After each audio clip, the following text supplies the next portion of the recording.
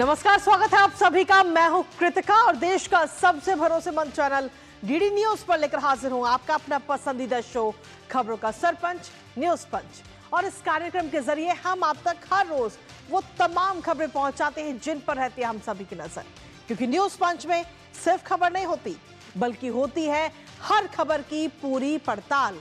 तथ्य और आंकड़ों के जरिए आपको समझाते खबर का हर एक बिंदु, साथ ही ग्राउंड जीरो पर मौजूद अपनी टीम से जानते हैं एक अपडेट। और आज न्यूज पंच के जरिए जिन 3 प्रमुख खबरों की करेंगे हम विस्तार से बात। सबसे पहले एक नजर डालेंगे उन प्रमुख खबरों पर टॉप लाइंस के जरिए। तो सबसे पहली और प्रमुख खबर पश्चिम बंगाल से जुड़ी है, जहां एक व्यक्ति का नंबर इस समय वायरल कर दिया गया है, जो व्यक्ति एसआईआर की पूरी प्रक्रिया से जुड़ा हुआ है। लेकिन आखिर कौन ये व्यक्ति है और क्यों इसके नंबर को वायरल किया गया है, किस तरीके के फोन में और कॉल आ रहे हैं, मैसेजेस आ रहे हैं, और पश्चिम बंगाल में जिस तरीके से एसआईआर को लेकर लगातार विरोध हो रहा है, अफवाहें हो रही है, इन तमाम चीजों पर डालेंगे एक बार में नजर। लेकिन इसके साथ ही जो दूसरी प्रमुख खबर वो भी आपको बता दें कि किस तरह भारतीय नौसेना लगातार मजबूत होती हुई नजर आ रही है, क्योंकि एआईपी लेस सबमरीन अब बहुत जल्दी भारतीय नौसेना को मिलेंगी और जो कहीं ना कहीं दुश्मन के लिए काल बनती हुई नजर आएगी। आखिर और क्या कुछ खासियत है इस पनडुब्बी की वो भी आपको बताएंगे। लेकिन इसके साथ ही जो तीसरी प्रमुख खबर वो है अंतर्राष्ट्रीय जगत से जुड़ी हुई, जहां बांग्लादेश इस समय नर्क बनता जा रहा है। जी हां, बांग्लादेश में एक और हिंदू युवक की इस वक्त बेरहमी से हत्या कर दी गई। आखिर कौन है वो हिंदू युवक और क्या कुछ है बांग्लादेश में अभी फिलहाल के हालात, जानेंगे ताजा अपडेट अपने संवाददाता से। तो चलिए शुरुआत करते हैं पहली और प्रमुख खबर के साथ, जहां आपको बता दें कि बंगाल की सियासत एक बार फिर से गर्मा चुकी है पश्चिम बंगाल में, जहां एसआईआर को लेकर विरोध तेज होता जा रहा है। आरोप जवाब और हंगामे के बीच माहौल लगातार तनावपूर्ण है और इन सब के बीच में चुनाव आयोग के सीईओ का फोन नंबर वायरल होना एक नए विवाद को जन्म दे रहा है और तमाम सवाल उठ रहे हैं कि आखिर नंबर कैसे लीक हो गया और इसके पीछे किसकी साजिश है। हालांकि चुनाव आयोग अब पूरी तरह से अलर्ट मोड पर है। कानून व्यवस्था से लेकर प्रशासनिक तैयारियों तक हर स्तर पर सुनवाई केंद्रों की संख्या भी बढ़ाई जा रही है, ताकि शिकायतों का निपटारा तेजी से किया जा सके। जानेंगे ताजा अपडेट अपने संवाददाता से। उससे पहले आपको दिखाते हैं सीईओ का मोबाइल नंबर वायरल। तो जी हां, पश्चिम बंगाल में एसआईआर का विरोध और सीईओ का जो फोन नंबर है वो इस समय वायरल कर दिया गया है। पश्चिम बंगाल में सनसनीखेज ये पूरी घटना इस समय सामने आई है और ऐसे में जो राज्य के निर्वाचन अधिकारी हैं वो इस समय मुश्किलों में फंसते हुए नजर आ रहे हैं, क्योंकि सीईओ का जो निजी फोन है, जो उनका प्राइवेट मोबाइल है, वो नंबर सोशल मीडिया पर किसी ने लीक कर दिया है, जिसकी वजह से कई सारे अनजान फोन कॉल्स उनके पास में आ रहे हैं, अनजान नंबर से मैसेजेस उनके पास में आ रहे हैं। और ऐसा सीधे तौर पर जो लोग हैं वो एसआईआर का विरोध कर रहे हैं इन फोन कॉल्स के जरिए और लगातार सीईओ को परेशान कर रहे हैं। सरकारी कामकाज में ऐसे में बाधा आ रही है और साइबर क्राइम विभाग में शिकायत भी अब इसको लेकर सीईओ दर्ज कराएंगे कि आखिर ये नंबर किसने वायरल किया है और वो कौन लोग हैं जो बार बार इसको नंबर पर फोन करके उन्हें परेशान कर रहे हैं। लेकिन जहां एक तरफ सीईओ का नंबर इस समय वायरल हुआ है, जिसको लेकर सीईओ शिकायत भी दर्ज कराएंगे, वहीं दूसरी तरफ चुनाव आयोग इस समय बड़ी तैयारी में है, क्योंकि पश्चिम बंगाल में एसआईआर सुनवाई केंद्रों की संख्या बढ़ी है और डेडलाइन तक पूरा करने के लिए बड़ा कदम उठाया गया है। आपको बता दें कि 2000 अतिरिक्त माइक्रो ऑब्जर्वर की तैनाती की गई है, जहां टीएमसी लगातार एसआईआर का विरोध कर रही है और वहीं दूसरी तरफ चुनाव आयोग के पास में समय रहते ही जो पूरी प्रक्रिया है उसे पूरा करने की भी चुनौती, और इसलिए माइक्रो ऑब्जर्वर की जो संख्या है 2000 के करीब वो और बढ़ा दी गई है, तो ऐसे जिससे कि समय पर काम पूरा हो सके। लेकिन इसके साथ ही एसआईआर पर लेटेस्ट अपडेट की अगर हम बात करें तो लेटेस्ट अपडेट में सीईओ कार्यालय ने पूरी जानकारी इसको लेकर साझा की है और जानकारी दी गई है कि कुल 94 लाख तार्किक विसंगति मतदाता हैं और अब तक कुल 70 लाख नोटिस भी जनरेट किए गए हैं इस पूरी प्रक्रिया के दौरान। और इसके साथ ही अगर हम देखें तो 38 लाख मतदाताओं को नोटिस भी जारी किया जा चुका है। कुल मिलाकर अगर हम देखें तो अब तक 2 लाख मतदाताओं को नोटिस जारी है, जहां अनमैप्ड मतदाताओं को भी नोटिस इस समय जारी किया गया है। तो एसआईआर की पूरी प्रक्रिया चल रही है। चुनाव आयोग पूरी तरह से इस प्रक्रिया को पूरा कराने में जुटा हुआ है, लेकिन वहीं दूसरी तरफ जो राज्य सरकार है वो लगातार एसआईआर का विरोध कर रही है। और आखिर ऐसे में कहां कितनी तार्किक विसंगतियां पाई गई हैं, एक नजर फटाफट से उस पर भी डाल लेते हैं। कुल विसंगतियों की अगर हम बात करें तो 94 लाख विसंगतियां कुल पाई गई हैं, जिसमें पिता संतान के नाम में असमानता है और ऐसी विसंगतियां हैं करीब 50,93,000। और इसके साथ ही जो पेरेंट्स बच्चों की उम्र में 15 साल से कम का अंतर पाया गया है, वो विसंगतियां हैं 4 लाख से ज्यादा। और पेरेंट्स और बच्चों की उम्र में 50 साल से भी ज्यादा का अंतर है, ऐसी भी विसंगतियां सामने आई हैं और जिनकी संख्या है 7,85,000। तो इन सबको पूरा कंप्लीट करने के लिए इस वक्त चुनाव आयोग लगा हुआ है और ग्रैंड पेरेंट्स के साथ आयु का नंबर 40 वर्ष से कम ऐसी भी विसंगतियां आई हैं, जिनकी संख्या 2.5 लाख बताई गई है। और इसी पर ताज़ा अपडेट लेंगे इस वक्त हमारे साथ में हमारे सहयोगी आपसे कुछ ही देर में जुड़ेंगे, लेकिन उससे पहले कुछ खास तस्वीरें इस समय आपको दिखाते हैं। जिस तरीके से एसआईआर पर टीएमसी की तरफ से ये प्रदर्शन इस समय किया जा रहा है और वहाँ की ये तस्वीरें आपको दिखा रहे हैं। टीएमसी की तरफ से ये विरोध प्रदर्शन है। बंगाल में एसआईआर की प्रक्रिया जब से शुरू हुई है तब से लगातार टीएमसी इसका विरोध कर रही है और जिसको लेकर के सड़कों पर इस वक्त लोग उतरे हुए हैं। जो टीएमसी के समर्थक हैं वो सड़कों पर उतरकर विरोध कर रहे हैं। तो एक तरफ ये विरोध प्रदर्शन, एक तरफ सीईओ का मोबाइल नंबर जो उनका पर्सनल नंबर है उसको वायरल करना और तीसरी तरफ कई सारी विसंगतियां मिलना। हालांकि ऐसे में एक चुनौती भी है चुनाव आयोग के सामने कि समय रहते ही प्रक्रिया को पूरा किया जाए पारदर्शिता के साथ में।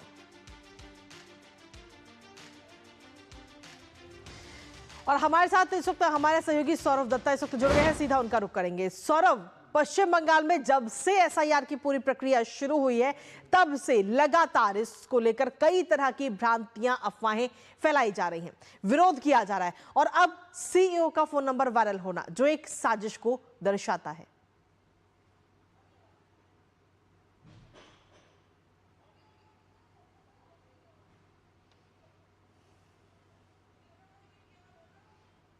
सौरभ, आपकी आवाज हम तक नहीं पहुंच पा रही है, शायद म्यूट है, तो इसको एक बार अनम्यूट कीजिए जिससे कि आपकी आवाज हम तक पहुंच पाए।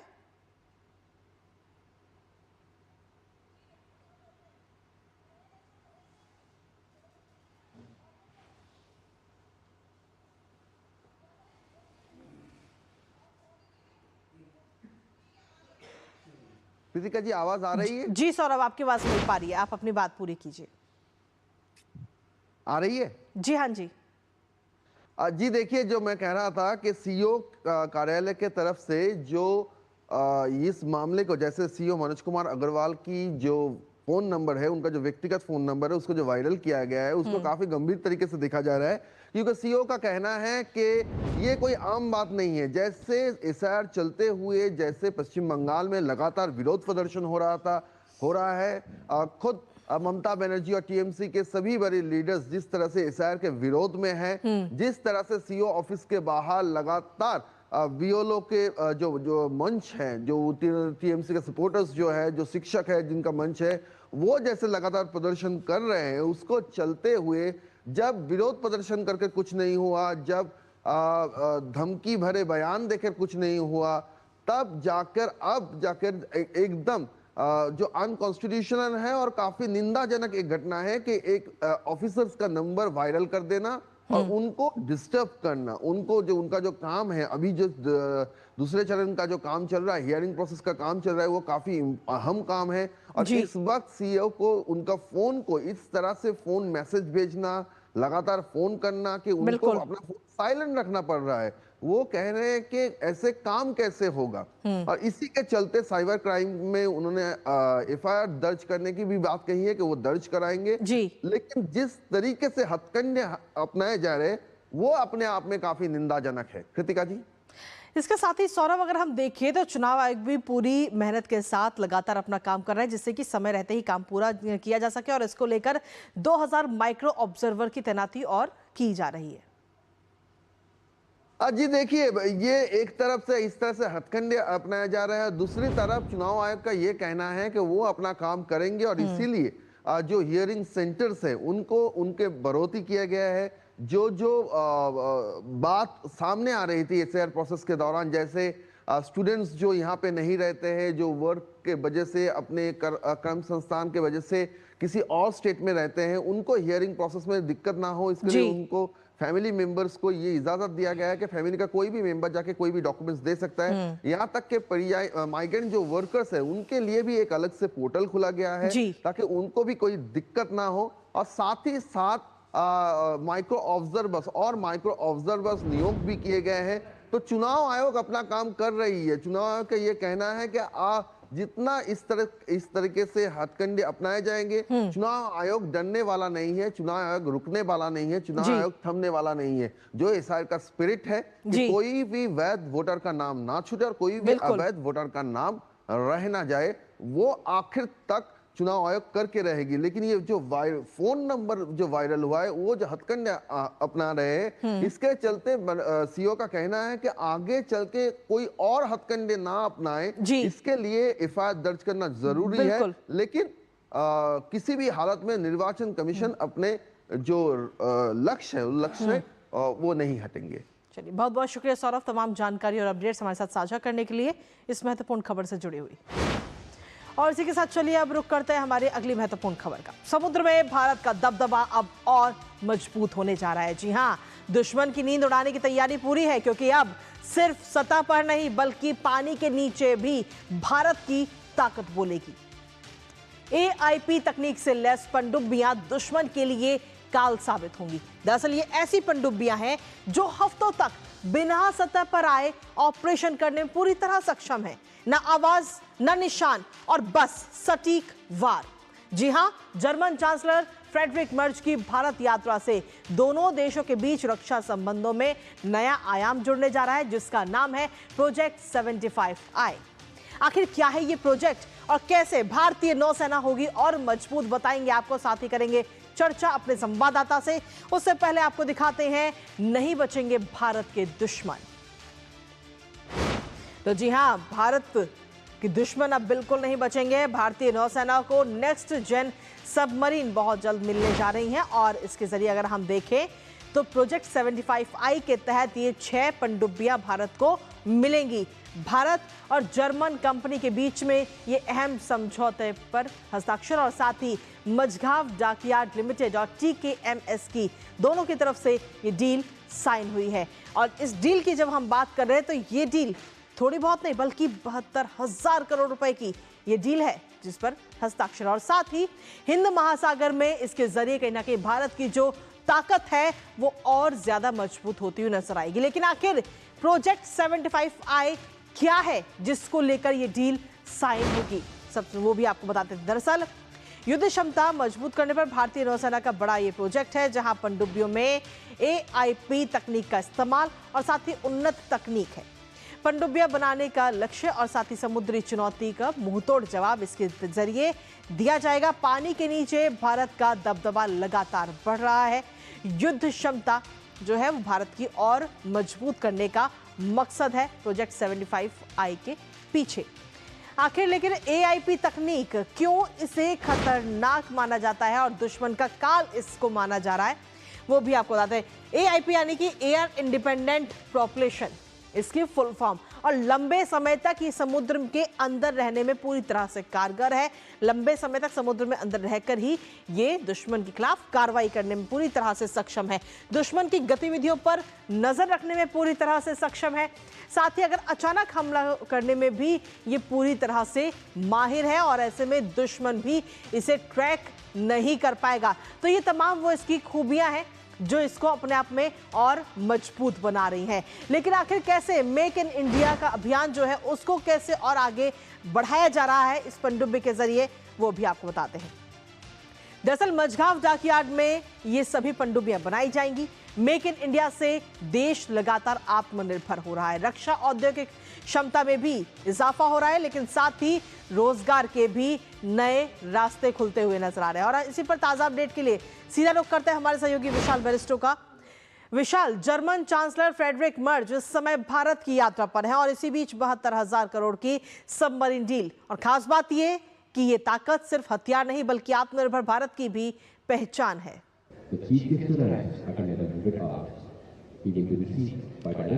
जी बिल्कुल ठीक कहा आपने, और मैं आपको ये भी बता दूं कि भारत और जर्मनी अब बहुत तेजी से डिफेंस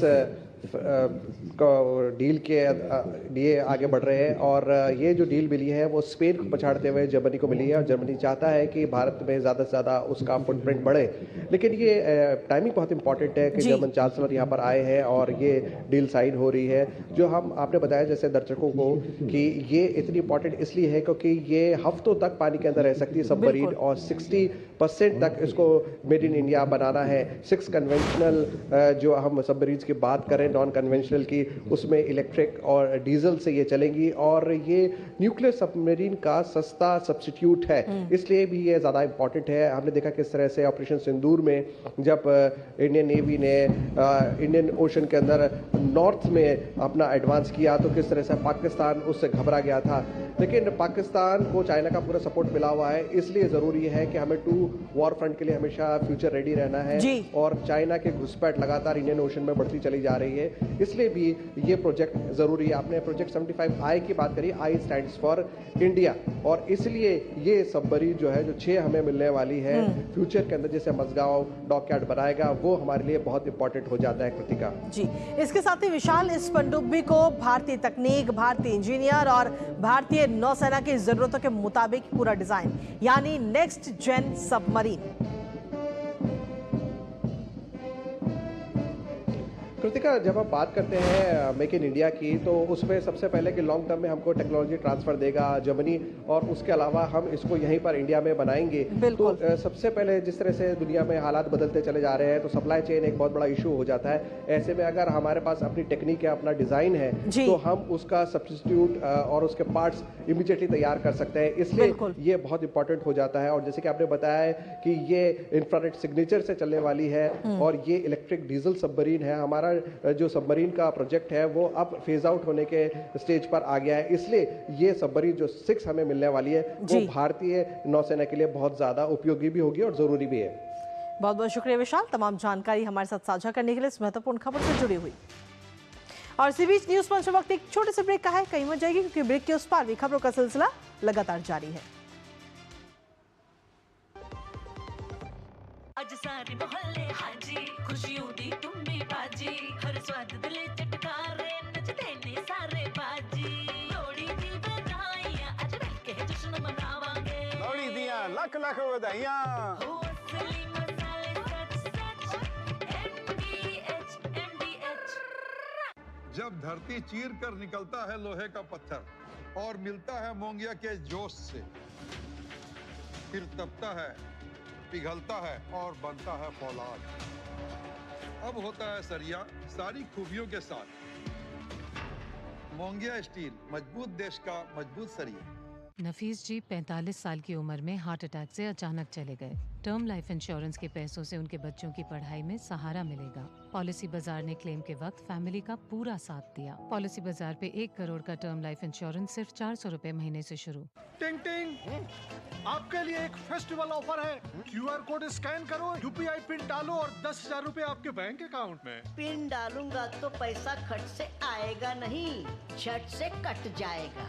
मैं मूर्ख नहीं हूँ।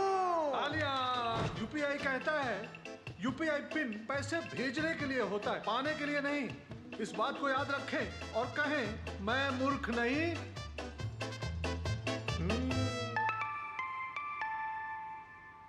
जाइए, आप भी किसी का टेस्ट लीजिए। और ब्रेक के बाद एक बार फिर से स्वागत है आप सभी का। अब रुक करेंगे तीसरी महत्वपूर्ण खबर का अंतर्राष्ट्रीय जगत से जुड़ी हुई, जहां बांग्लादेश में हिंदू समुदाय के लोगों को लगातार निशाना बनाया जा रहा है। बांग्लादेश में हिंदू समुदाय के खिलाफ हिंसा का सिलसिला जारी है और पिछले 23 दिनों के अंदर 7 हिंदुओं को निशाना बनाया गया। और अब यहां एक और दर्दनाक घटना सामने आई। दागनभूइया में 28 साल के हिंदू युवक समीर कुमार दास की बेरहमी से हत्या कर दी गई। समीर दास ऑटो चालक था, ऑटो चलाता था और आरोपियों ने समीर की हत्या करके उसके ऑटो को भी लूटकर अपने साथ ले गए। तो वहीं दूसरी तरफ जेल में सजा काट रहे हिंदू सिंगर की संदिग्ध मौत को लेकर भी तमाम सवाल उठ रहे हैं। जानेंगे ताजा अपडेट अपने संवाददाता से, लेकिन उससे पहले आपको दिखाते हैं बांग्लादेश में टारगेट पर हिंदू। तो जी हाँ, ये तस्वीरें भी इस समय आपको दिखा रहे हैं। बांग्लादेश में हिंदू इस वक्त टारगेट पे है। चटगांव में 11 जनवरी को ये पूरी वारदात हुई और 28 साल के हिंदू युवक जो कि ऑटो चालक था उसको मार दिया गया, उसकी हत्या कर दी गई। हत्यारे जो है वो समीर का ऑटो भी ले गए। लगातार हिंदुओं पर वहां पर हमले हो रहे हैं और पिछले 23 दिनों के अंदर 7 हिंदुओं को निशाना बनाया गया है। 2 दिन पहले भी हिंदू युवक का शव बरामद किया गया था। तो सीधे तौर पर जो अल्पसंख्यक हिंदू हैं बांग्लादेश में वो पूरी तरह से असुरक्षित हैं और मोहम्मद यूनुस की जो सरकार है वो हिंदुओं को सुरक्षा देने में पूरी तरह से विफल साबित होती नजर आ रही। किसी प्रकार के कोई कदम भी नहीं उठाए जा रहे हैं। तो लगातार हिंदुओं पर ये हमलों की जो खबरें हैं वो सामने आ रही है बांग्लादेश में, क्योंकि हिंदुओं को टारगेट किया जा रहा है और टारगेट करके उनको निशाना बनाया जा रहा है, उनकी हत्या की जा रही है।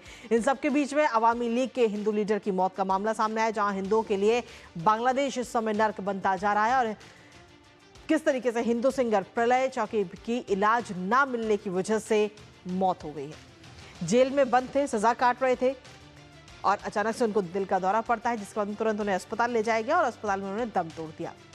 प्रलय को दिल का दौरा पड़ा था, जेल प्रशासन की तरफ से ये बात कही गई, लेकिन वहीं दूसरी तरफ जो उनका परिवार है उस परिवार ने आरोप लगाया है लापरवाही का कि आखिर क्यों समय पर उनको इलाज नहीं दिया गया। इसके साथ ही परिवार ने एक और गंभीर आरोप लगाया है कि जेल में उन्हें कई सारी यातनाएं दी गई हैं। दरअसल प्रलय जो है वो अवामी लीग से जुड़े हुए थे। 16 दिसंबर को उन्हें गिरफ्तार किया गया था और अवामी लीग से जुड़ा होना था गिरफ्तारी की वजह, जिसके बाद बांग्लादेश में अवामी लीग पर प्रतिबंध लगा हुआ है, लेकिन वो उससे जुड़े हुए थे और इसीलिए उन्हें हाल ही में 16 तारीख को गिरफ्तार किया गया था। जिसके बाद लेकिन अब अचानक से उनकी हत्या, हालांकि जेल प्रशासन की तरफ से कहा जा रहा है कि उनको दिल का दौरा पड़ा था, लेकिन वहीं परिवार की तरफ से गंभीर आरोप लगाए जा रहे हैं कि उन्हें कई सारी यातनाएं जेल के अंदर दी गई, उनको निशाना बनाया गया। ताजा अपडेट के लिए सीधा रुख करेंगे इस वक्त हमारे सहयोगी नवल संघ परमार इस वक्त जुड़ रहे हैं फोन लाइन पर, सीधा उनका रुख करते हैं। नवल संघ परमार, सीधे तौर पर बांग्लादेश में 23 दिन के अंदर 7 हिंदुओं की हत्या, जो दिखाता है कि वहां अल्पसंख्यक हिंदुओं को सुरक्षा देने में यूनुस सरकार पूरी तरह से फेल हो चुकी है। जी, देखा जाए तो बांग्लादेश में पिछले 1.5 साल से यूनुस एडमिनिस्ट्रेशन जो चल रहा है उसके दौरान लॉ एंड ऑर्डर के रिलेटेड बहुत सारे इश्यूज है और उसमें लॉ एंड ऑर्डर के ऊपर जो कंट्रोल रखने में या सुरक्षा देने में, लोगों को सुरक्षा देने में यूनुस एडमिनिस्ट्रेशन पूरी तरीके से फेल हुआ है। वो यहाँ के जो लोग यूनुस एडमिनिस्ट्रेशन को सपोर्ट कर रहे थे वो लोग भी, पॉलिटिकल लीडर्स भी बांग्लादेश के बता रहे हैं कि ये एडमिनिस्ट्रेशन लोगों को सुरक्षा देने में फेल रहा है। तो अभी देखा जाए तो इस समय इलेक्शन भी आ रहा है, एक महीने से कम समय बचा है, साथ में रेफरेंडम भी है। तो ऐसे समय में इलेक्शन के साथ साथ जो वायलेंस जो बढ़ा है इलेक्शन के दौरान, आने समय के दौरान, वो बड़ी गंभीर चिंता का विषय है। और उसमें जो माइनॉरिटी हिंदू अल्पसंख्यक जो है यहाँ पे बांग्लादेश में, उनके साथ जो वारदात, जैसे आप बता रहे थे कि पिछले 22-23 दिन में 7 लोगों की हत्या हुई अलग अलग तरीके से, उसमें दीपू चंद्र दास से लेके लेटेस्ट समीर दास तक का हम जोड़ सकते हैं। तो कहीं ना कहीं देखा जाए तो पुलिस जो है अपना काम, और यूनुस एडमिनिस्ट्रेशन जो है जवाबदेही और कंट्रोल से दूर है, वो कंट्रोल नहीं रख पा रहे हैं। उसकी वजह से ये पुलिस के पास भी कोई प्रॉपर उनको अथॉरिटी नहीं है। पुलिस फोर्स में जो लोग बैठे हैं वो फंडामेंटलिस्ट पॉलिटिकल पार्टी की सिफारिश पे बैठे, ऐसा भी लोगों का आरोप है। तो कहीं ना कहीं देखा जाए तो पुलिस प्रशासन जो है वो प्रिवेंटिव पुलिसिंग जो होता है उसमें विफल रहा। उसके चलते बांग्लादेश में फंडामेंटलिस्ट फोर्सेस जो है वो अपना एजेंडा को आगे ले जाने में कामयाब रहते हैं और उसका भोग जो है माइनॉरिटी से लेके अदर जो वनरेबल सेक्शन ऑफ सोसाइटी जो है वो बनते हैं। चलिए, बहुत बहुत शुक्रिया नवल संघ परमार, तमाम जानकारी हमारे साथ साझा करने के लिए, इस महत्वपूर्ण खबर से जुड़े हुए।